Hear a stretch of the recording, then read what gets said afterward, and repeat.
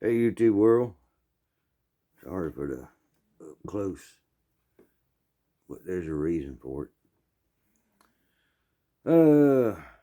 It's Kirkpatrick. Thanks for stopping by. Little story here. Buddy of mine at work, he knows I reload, and he said, "You got any 220 Swift at the house?" I said, "No. But I can reload you some." "No, I ain't got time for that." I said, "Well, I'm headed to the lake today." There's a gun shop at the lake, so I can check, see if they got them. Would you do that? I said, "Yeah." You want, what do you want? He said, "I want some 220 Swift bullets." I said, "Okay, what grain?" 90. And I want them ones with the little pointy tip on it, the nylon tip. Got a varmint to shoot coyotes. Said, "All right." So I was up at the lake, and let's see, and there's the gun shop, pulled in there. And he said, I said, "All right," he wanted some 220 Swift bullets, 90 grain. So I go over to the bullet section, and I go looking through, and I found one. Found a whole box of them. 90 grain bullet. Yeah. With a little pointy tip on it. So I bought a box of 50. Called him up and said, "Found your bullets." "All right. I get them at work tomorrow. How much is it?" I told him. He said, "Hey, that's a good price." I said, "Yeah, it's a good price. I got you the bullets." Sure did.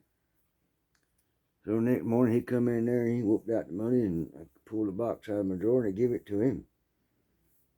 He said, "What the heck is that?" I said, "That's bullets for 220 Swift, 90 grain. With the little nylon tip like you want. Boat tail at that." "No, man, I wanted I want the ammunition." So "Well, you didn't say that. You said you wanted bullets." And that's kind of where we're going to get started with some education. Y'all stand by. It's coming up next. Okay, folks, here's the big news. This is a misnomenclature for everybody. I've even seen gun experts make this incorrect use of terminology. So I thought I'd educate everybody. This is a box of ammunition. See there? It says rifle cartridges. This is a box of ammunition. Yeah, made in Russia. It says cartridges. This is a box of ammunition. Yeah, look. I'll hold it over here where you can see it good. Let it focus. Cartridges. Yeah. Then here's another box of ammunition. And what does this say? Cartridges. So, folks, that is a cartridge. That is a cartridge. That is a bullet. This is the case. So, how does a firearm work? Well, the cartridge goes in a barrel. Mechanical mechanism slaps the cartridge full of gunpowder. It expands gases and shoots out the barrel a bullet. That's how a cartridge works. And there's all kind of cartridges. Let's just take a straight wall pistol cartridge, which is a rimmed cartridge. It's got the rim right there. Yeah. All right. It's got an opening here that's called the mouth. Go figure, right? It's got a hole back here in the case. It's also got an indentation. It's called a flash hole. And this is called a primer pocket. A primer, which is this little booger right here, goes inside that hole. Gunpowder goes into the case. And the bullet goes on top and it's smashed down in there. That right there is a cartridge. Now, and that's how it works. Originally, though, let's go back to history here. The first cartridges used what was called, a rimfire, and it had a built-in primer, usually copper fulminate.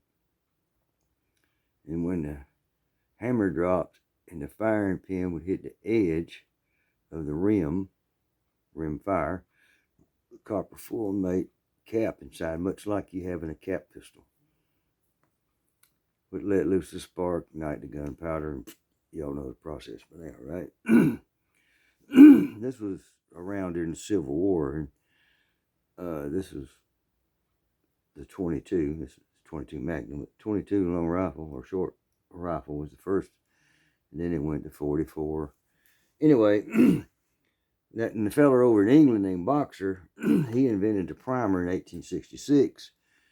That was right at the end of the Civil War, because the gun industry was working overtime trying to, make the perfect weapon to stop this thing. The new atomic bomb would be a repeating rifle in the Civil War. That would be the North atomic bomb to the south. Let's don't get off on history just yet. So now, cartridges comes in all shapes and sizes. And so do the cases. And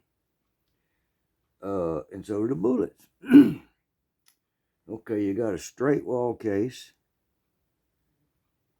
Got what's called a bottleneck case. Because the top of it looks like the top of a Coca-Cola bottle. It goes in.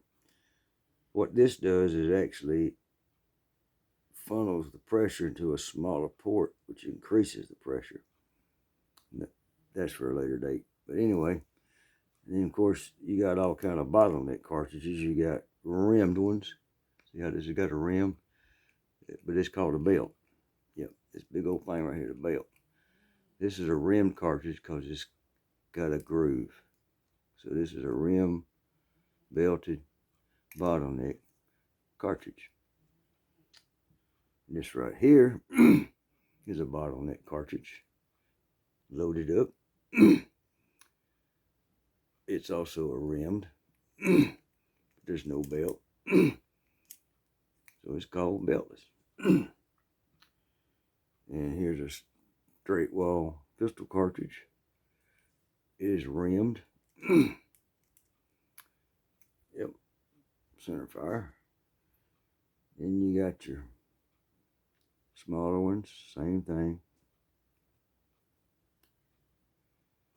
Now you see how that case right there is a different color than the rest of them.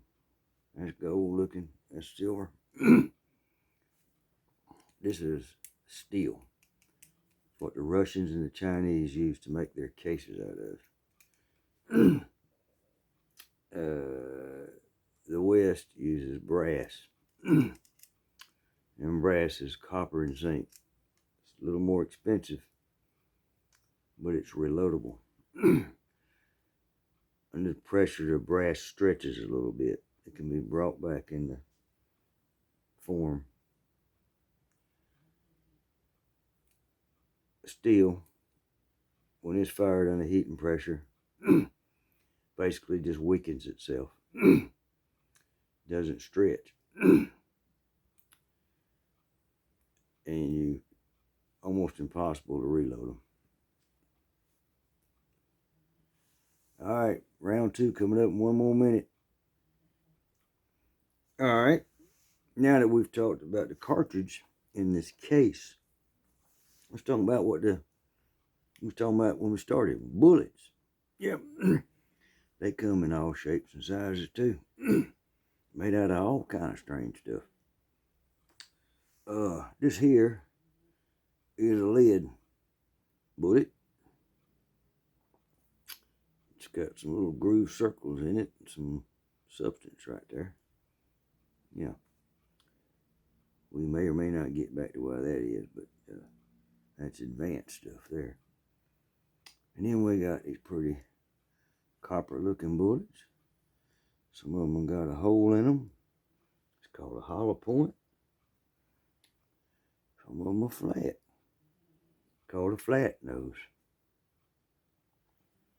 Some of them are oblong with a flat lead tip. That's called a round nose. Some of them look like a little spaceship. This is your modern day bullet. Nylon tip for controlled expansion. It's lead copper jacketed. It has a cannular on it for gripping. The tail of its boat tail. It's just like a little spaceship running through there, ain't it? Yeah, it is. Then you got bullets just made out of solid copper. Yeah. This one's got them grease grooves in it too, don't it? Yeah, it does. So remember, folks, somebody says bullets, may have to go dig a little deeper and say, well, now, are you sure you talking about bullets, or you talking about you need some cartridges? Yeah. Anyway, hope y'all enjoyed the education tonight. Hope everybody had a little fun with it anyway, and the story fit it. But I may have talked to something, may not have talked to nothing. But it's always good to discuss these things. And remember, the 4 rules of gun safety. Don't point that gun at anything you don't want to destroy. Treat all guns as if they're loaded. Even if you checked and saw it was unloaded, still treat it like a loaded gun. Number 3, don't put your finger on that trigger till you're ready to fire it off. And number 4, know your target and what's behind it. Well, I guarantee you one thing, this 300 Magnum went off in this house.